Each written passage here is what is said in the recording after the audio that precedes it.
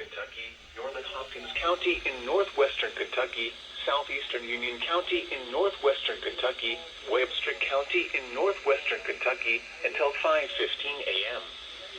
At 4:27 a.m., severe thunderstorms were located along a line extending from 6 miles northwest of Sturgis to near Cresswell, moving northeast at 55 miles per hour.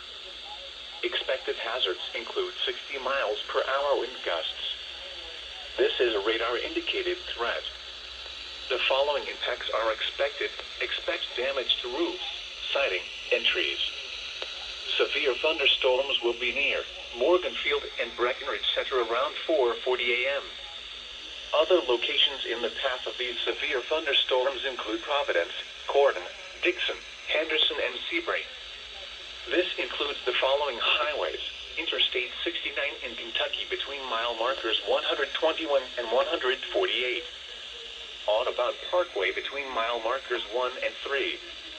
Repeating, a severe thunderstorm warning has been issued until 5:15 a.m. for the following counties in Kentucky: Caldwell, Crittenden, Henderson, Hopkins, Union, and Webster.